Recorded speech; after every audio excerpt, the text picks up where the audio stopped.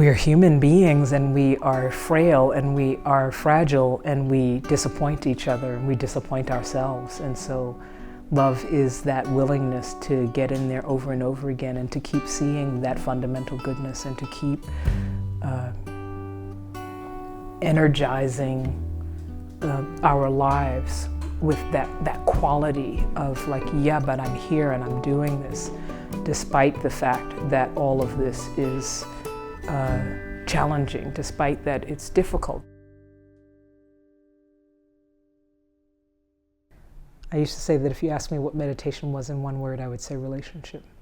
Of course, it starts with the relationship with ourselves, and that cultivating the relationship with ourselves is ultimately about not like having peace for ourselves, but actually being able to navigate how we relate to others, how we relate to the world.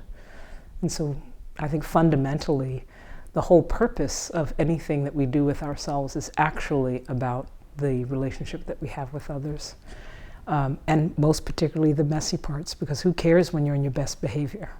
But I think the bigger love that we talk about that fuels the whole of humanity, everything that matters is about love, and it is about our request for love, or our sense of not being able to actually access that.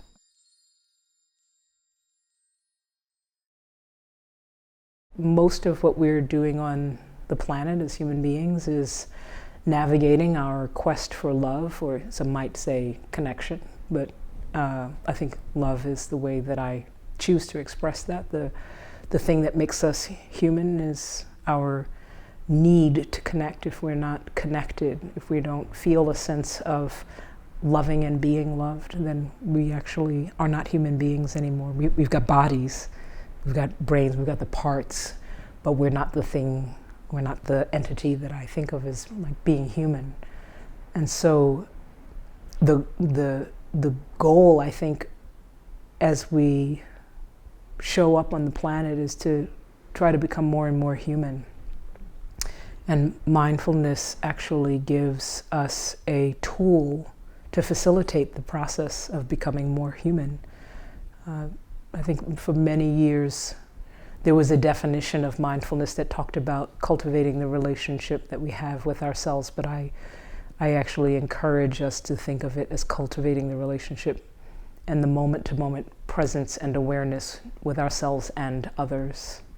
Not because inherently it's not about and others, but I think sometimes we need to be reminded of that verbally in a culture that's so much oriented towards individualization. We have forgotten that that is what we're here for. It is to be connected, we find peace not so that we can find peace with ourselves, we find peace so that we can function and love others.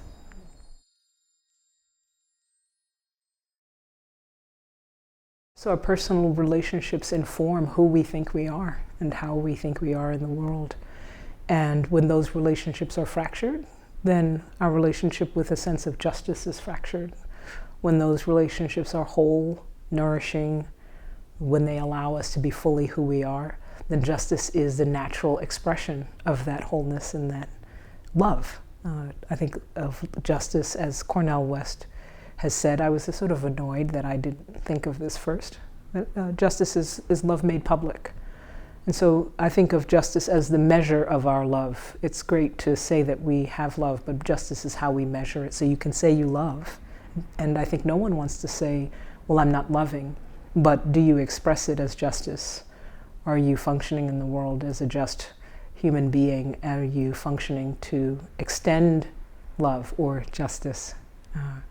And so I think those relationships have everything to do with justice, because the immediate expression of our lack of connectedness of love is not only an impulse to visit injustice upon people, but I think more broadly and more of a constant is the ability to ignore injustice.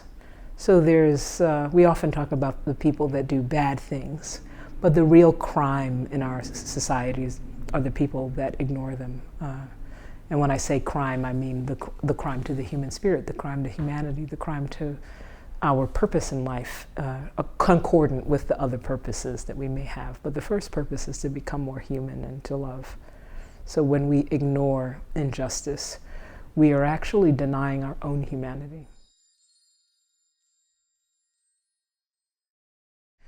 One of the things I think that we do is when we don't get the love that we need and the sense of wholeness, the sense of recognition, the sense of honoring for ourselves from the people that we perceive the need for love from, which is often our families of origin.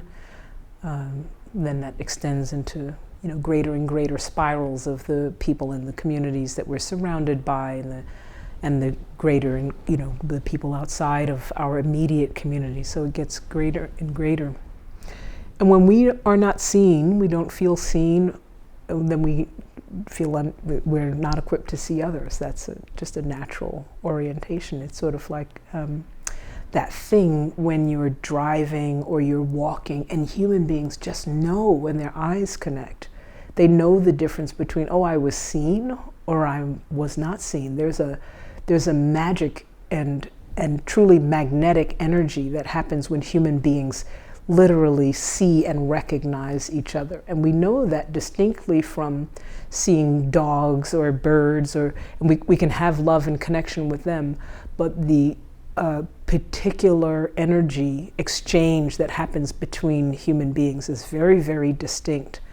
And when we don't feel that in that larger sense, that sense of being seen, that larger version of that energetic connection, then we either try to find ways to fill that sense of emptiness, of not being seen, and not the kind of emptiness that we talk about in the Dharma, that emptiness that feels like a pit in us. It feels somewhat bottomless, and maybe in the Dharmic traditions they'd talk about it as the hungry ghost realm, where our bellies are big and our necks are small, and we feel insatiable in terms of being able to get what we need.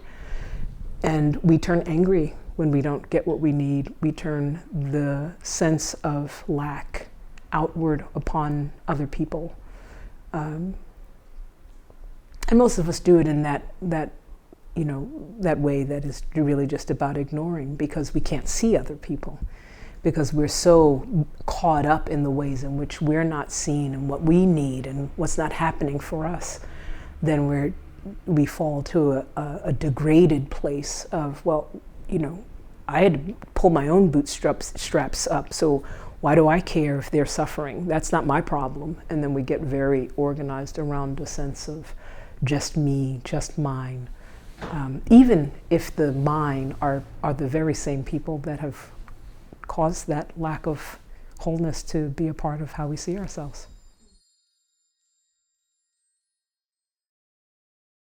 It's so clear to me that the problem with our society is that we don't honor love as a value, as a fundamental understanding of who and what we are and who and what we are about. That has everything to do with the founding of this country.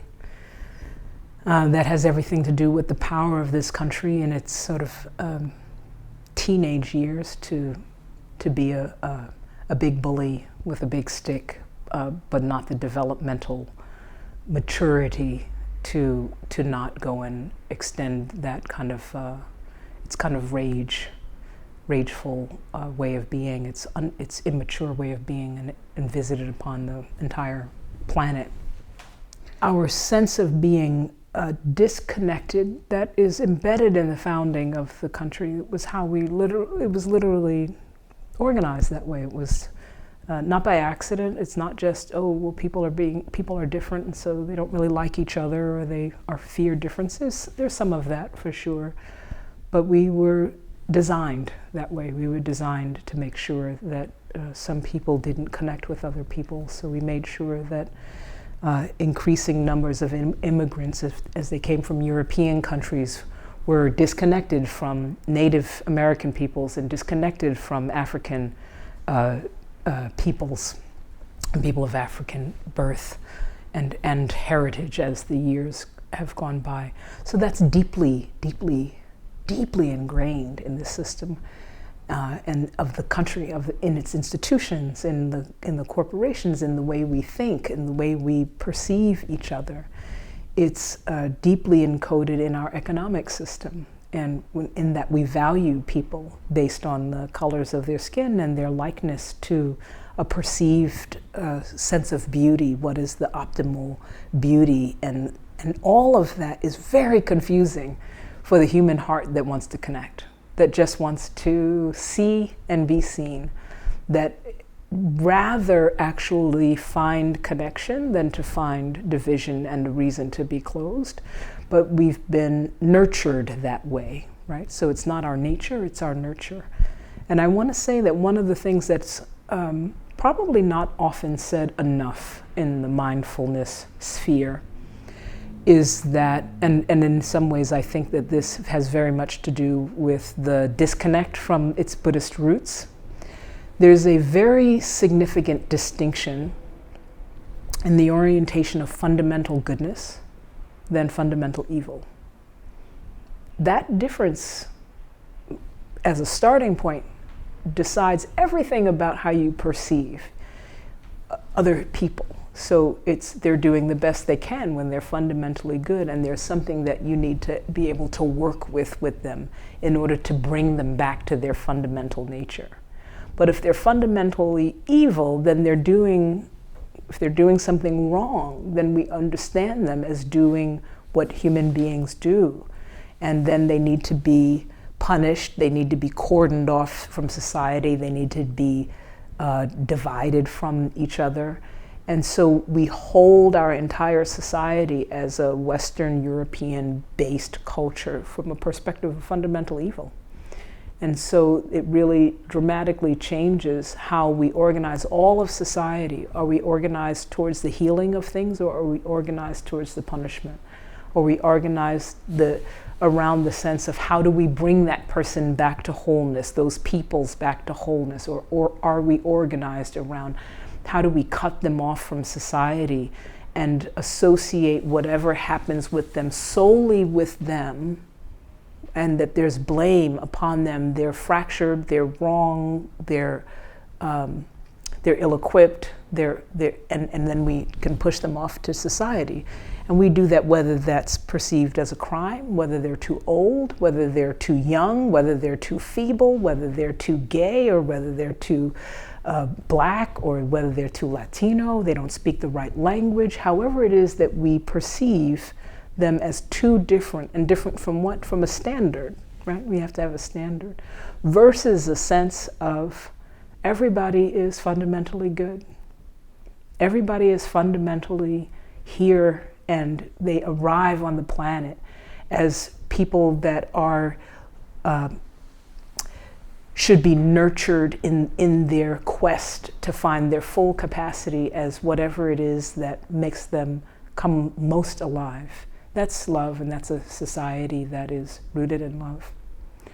So I think that we often talk about the sense of like compassion can save our society, but I think it's really important that we recognize that at the root that the society has disrupted some of the very, very significant aspects of what it is that would have allowed us to not have so many disruptions to begin with. That said, of course, compassion can, I think, redeem us, is what I would say. Rather than so much save us, it can redeem us.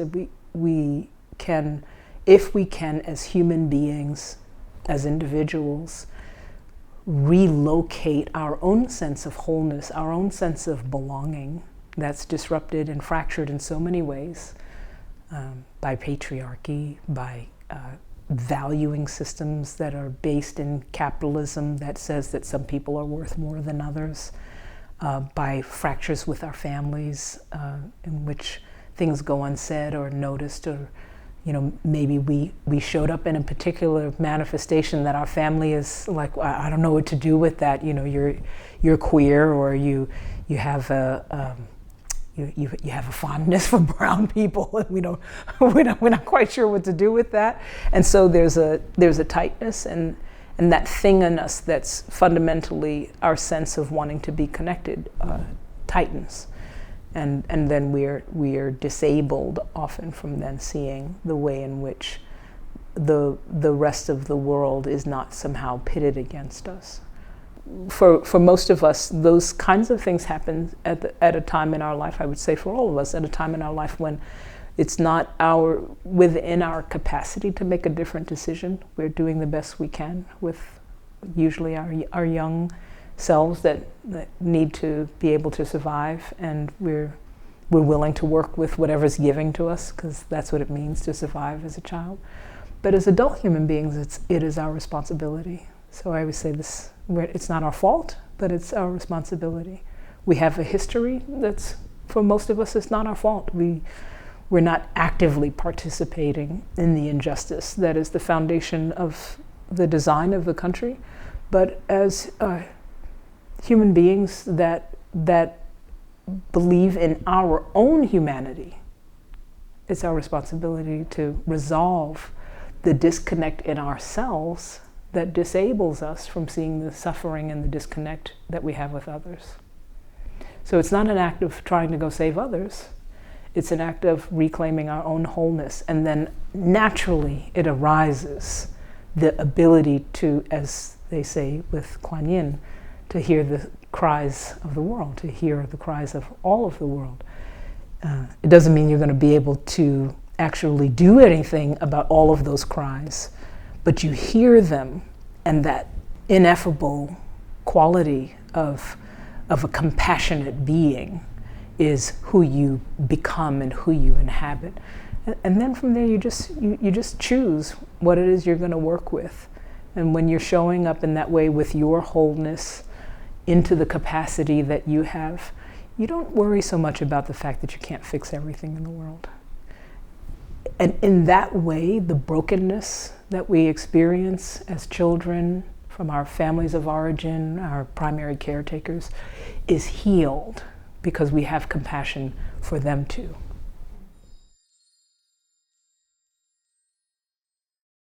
We have this love as a verb, and the idea that love is just kind of there.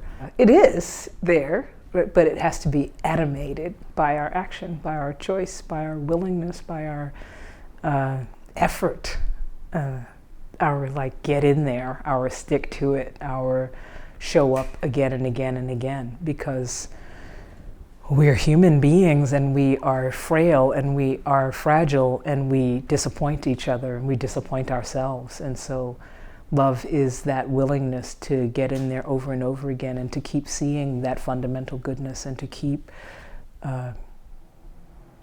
energizing our lives with that quality of yeah, but I'm here and I'm doing this, despite the fact that all of this is challenging, despite that it's difficult, despite the fact that, fascists take over whole, nations at a time for periods of time. It's that quality that keeps us evolving, that keeps us truly human, that enables us to look back and say, oh, there is a right side of history. The reason that there's a right side of history is because we love and because we choose love. And we choose that as an action. We choose it in terms of hiding Jews in our homes and when we're Germans and we know that we'll get us in trouble. It's the action of letting black slaves come in your house and shepherding them, letting women come into your home on a domestic violence railroad, so to speak. It will come in the form of allowing Muslim people to be able to be in our homes and institutions and hold sanctuary for them if it should come to that here in this country in this particular time. When we do those acts, we remind ourselves of who we are. In our wholeness, we remind ourselves oh, that's humanity, not the thing that I've been told and mostly sold in our society. This is humanity. This is who I am. This is who I was always meant to be. And then it becomes a new habit. Yeah. I don't think hate and love coexist. I think we must love, in fact, to really truly express love, we actually must love them as we are confronting poor behavior, because human beings are not their actions. And if we get to thinking that their actions are who they are, then we are falling down the road of people are fundamentally evil. And so I think the most profound expression of love, and the most profound test of our love actually, is not just to love people that are doing things that are challenging, but to love people as we challenge them and confront them for those things that they are doing. We don't really know who we are until we do that. It's great to say it, but you don't really know until you can hold that love, the fire of love in your belly, in your heart, and allow that to be the force that compels you to confront injustice. That's what actually moves you. It's not the anger, it's not the hate. It's the sense of like, oh, this is beneath who you are as a human being. I know that there's something better for you.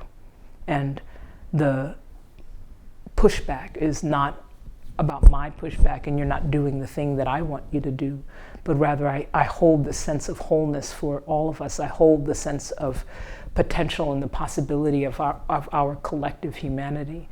And for that reason, I'm willing to get in the way of this injustice, to disrupt it, to interfere, to intervene. And I do it with love for you. That doesn't mean that it's not fierce love. I love that we have wrath as a word.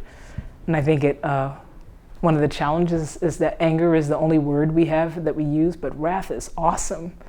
So wrath is not about anger, it's actually about love.